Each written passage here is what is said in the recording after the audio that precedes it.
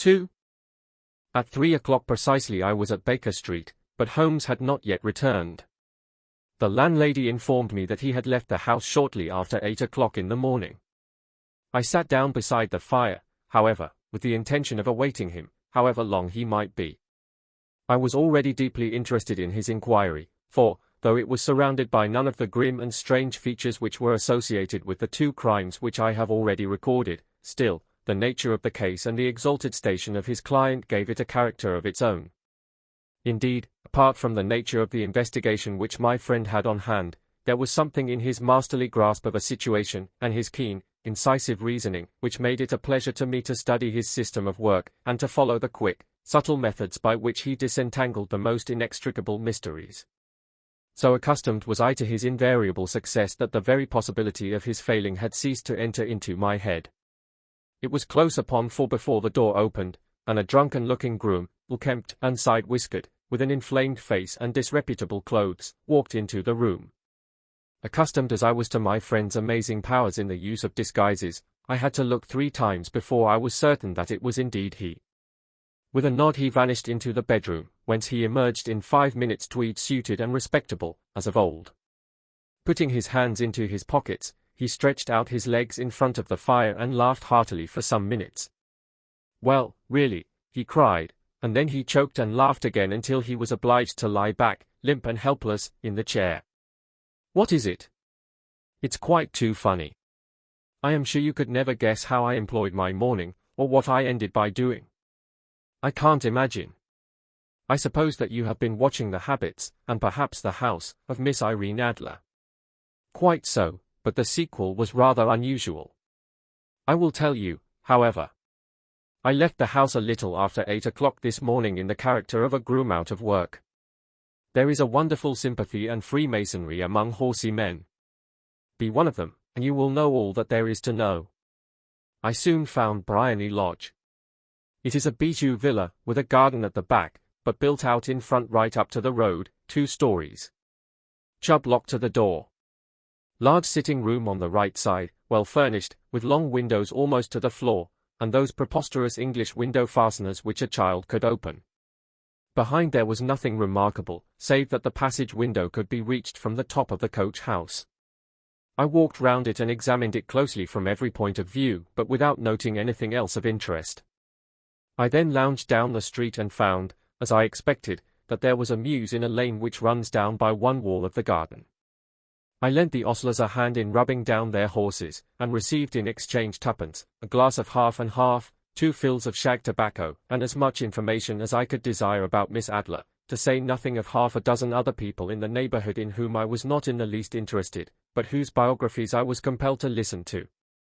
"And what of Irene Adler?" I asked. "Oh, she has turned all the men's heads down in that part.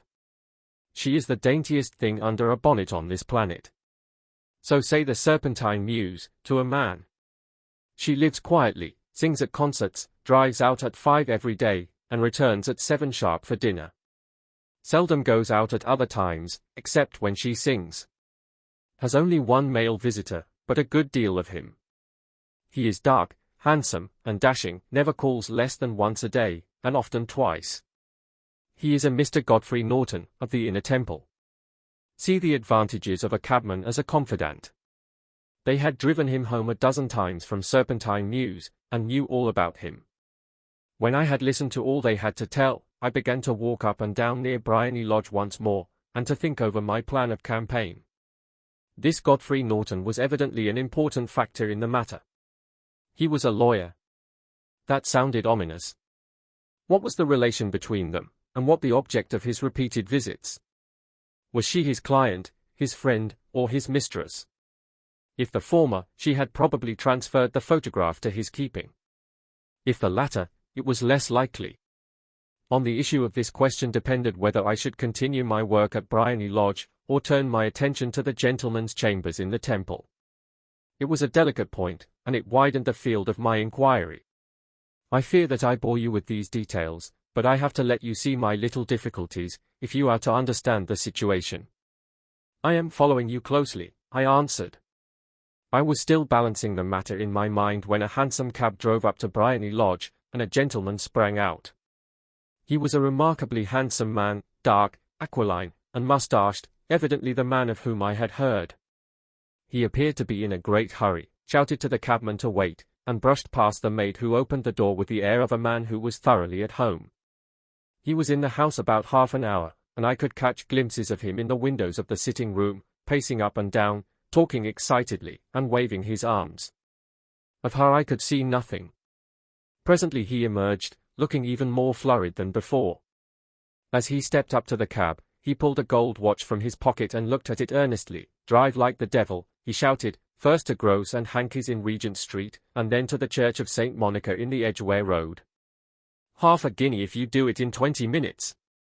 Away they went, and I was just wondering whether I should not do well to follow them when up the lane came a neat little landau, the coachman with his coat only half buttoned, and his tie under his ear, while all the tags of his harness were sticking out of the buckles. It hadn't pulled up before she shot out of the hall door and into it. I only caught a glimpse of her at the moment, but she was a lovely woman, with a face that a man might die for. "The Church of St. Monica, John," she cried, "and half a sovereign if you reach it in 20 minutes. This was quite too good to lose, Watson. I was just balancing whether I should run for it, or whether I should perch behind her landau when a cab came through the street. The driver looked twice at such a shabby fare, but I jumped in before he could object. "The Church of St. Monica," said I, "and half a sovereign if you reach it in 20 minutes. It was 25 minutes to 12, and of course it was clear enough what was in the wind. My cabby drove fast. I don't think I ever drove faster, but the others were there before us. The cab and the landau with their steaming horses were in front of the door when I arrived. I paid the man and hurried into the church. There was not a soul there save the two whom I had followed and a surpliced clergyman, who seemed to be expostulating with them. They were all three standing in a knot in front of the altar. I lounged up the side aisle like any other idler who has dropped into a church.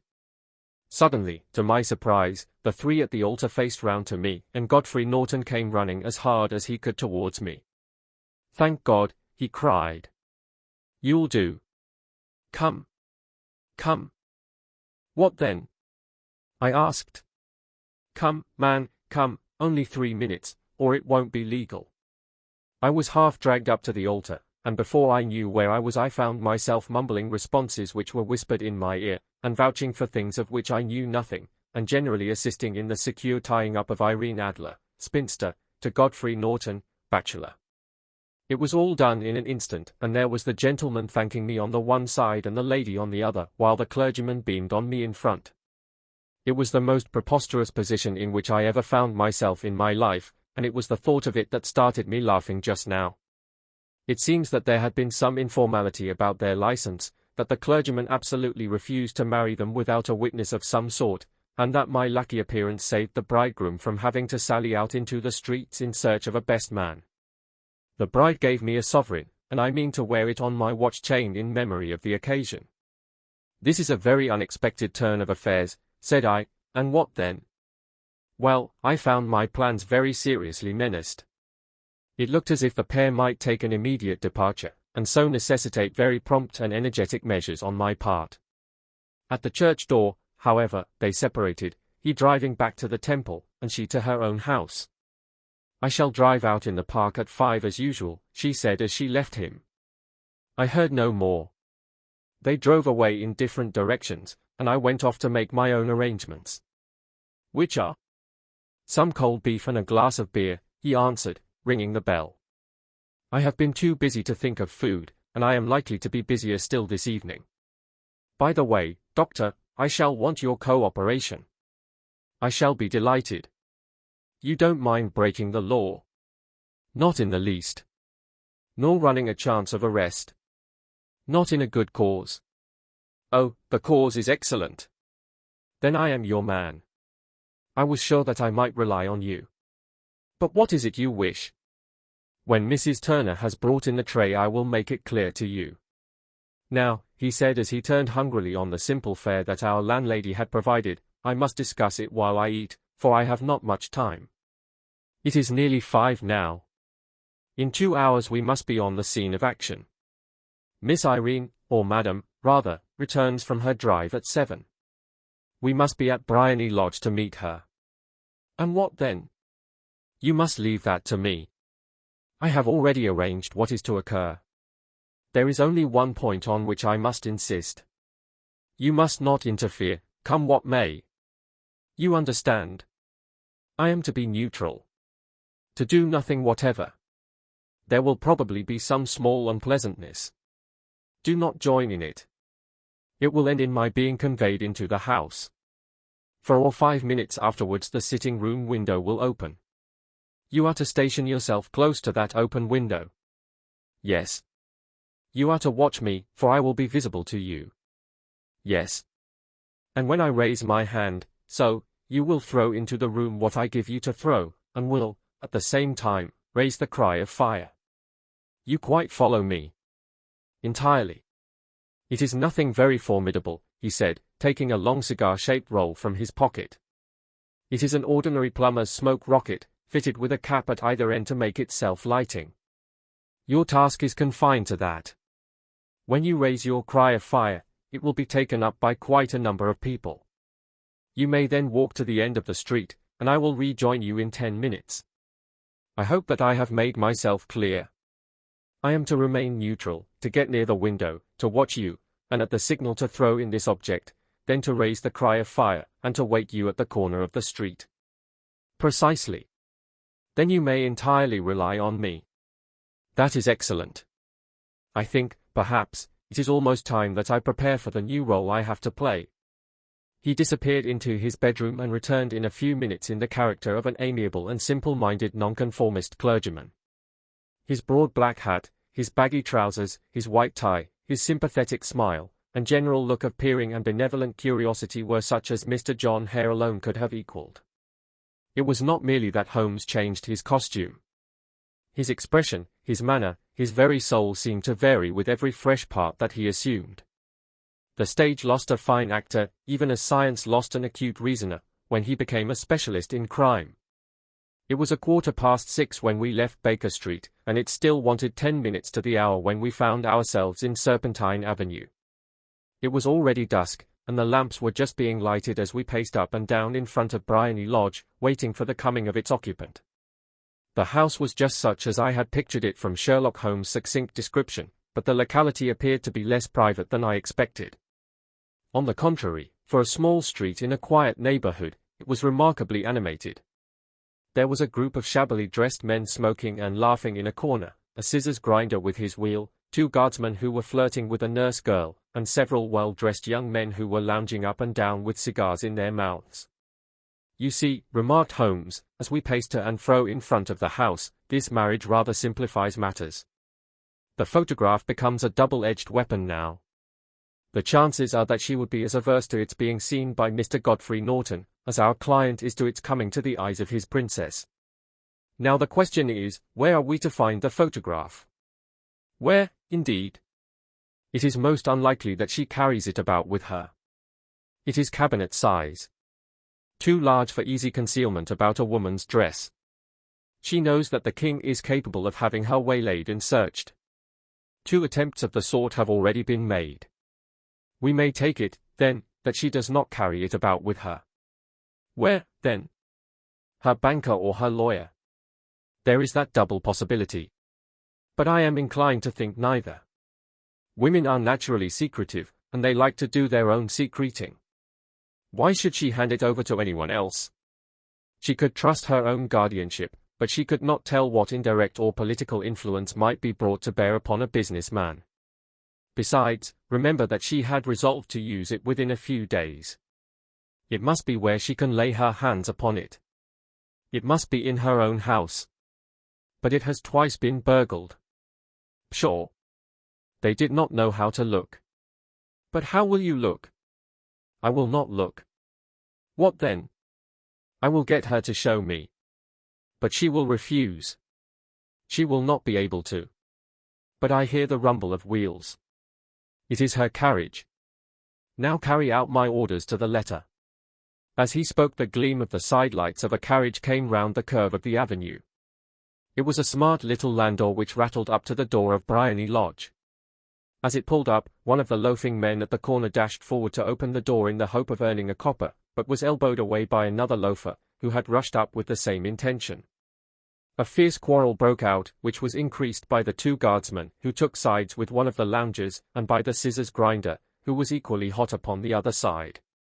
A blow was struck, and in an instant the lady, who had stepped from her carriage, was the centre of a little knot of flushed and struggling men, who struck savagely at each other with their fists and sticks.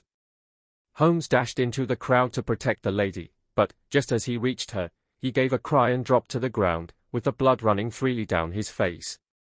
At his fall the guardsmen took to their heels in one direction and the loungers in the other, while a number of better-dressed people, who had watched the scuffle without taking part in it, crowded in to help the lady and to attend to the injured man.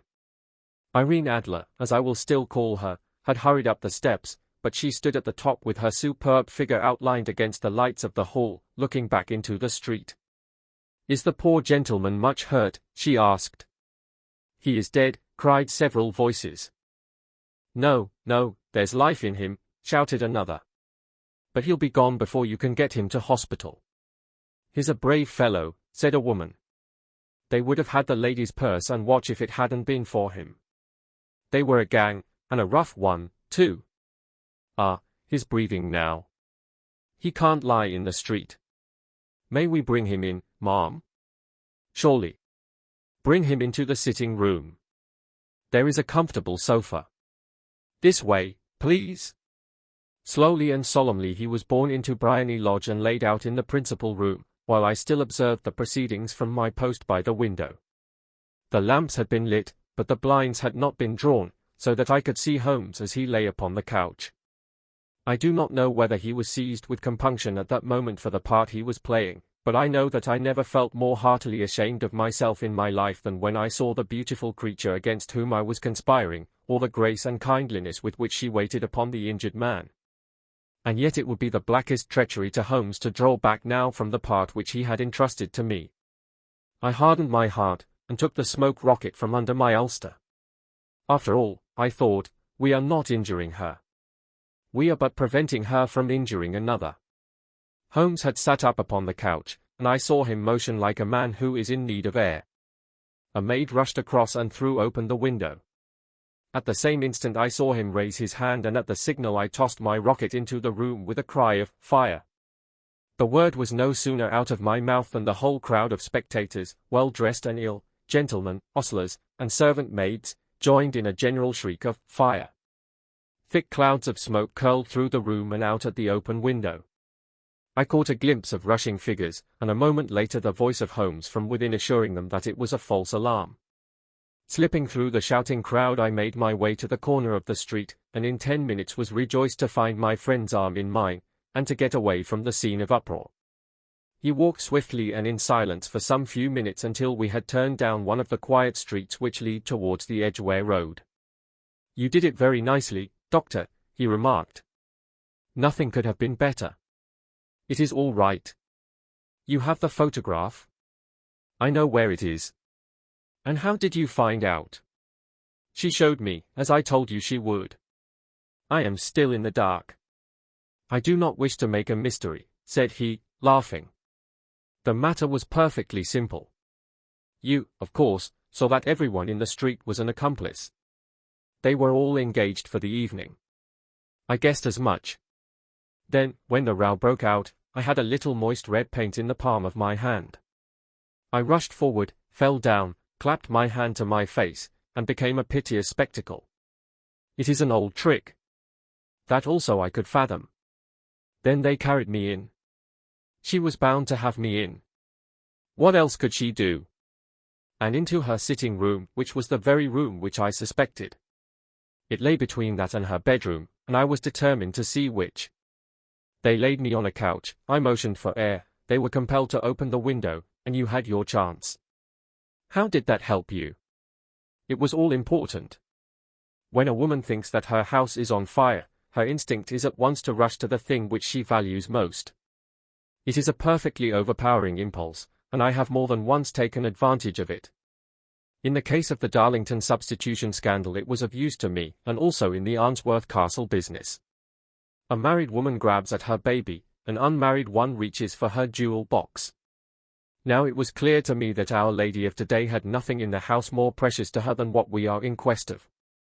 She would rush to secure it. The alarm of fire was admirably done. The smoke and shouting were enough to shake nerves of steel. She responded beautifully. The photograph is in a recess behind a sliding panel just above the right bell pull. She was there in an instant, and I caught a glimpse of it as she half drew it out. When I cried out that it was a false alarm, she replaced it, glanced at the rocket, rushed from the room, and I have not seen her since. I rose, and, making my excuses, escaped from the house. I hesitated whether to attempt to secure the photograph at once, but the coachman had come in, and as he was watching me narrowly, it seemed safer to wait. A little over-precipitance may ruin all. And now? I asked. Our quest is practically finished. I shall call with the king tomorrow, and with you, if you care to come with us. We will be shown into the sitting room to wait for the lady, but it is probable that when she comes she may find neither us nor the photograph. It might be a satisfaction to His Majesty to regain it with his own hands. And when will you call? At 8 in the morning. She will not be up, so that we shall have a clear field. Besides, we must be prompt, for this marriage may mean a complete change in her life and habits. I must wire to the king without delay. We had reached Baker Street and had stopped at the door. He was searching his pockets for the key when someone passing said, "Good night, Mr. Sherlock Holmes." There were several people on the pavement at the time, but the greeting appeared to come from a slim youth in an ulster who had hurried by. "I've heard that voice before," said Holmes, staring down the dimly lit street. "Now, I wonder who the deuce that could have been."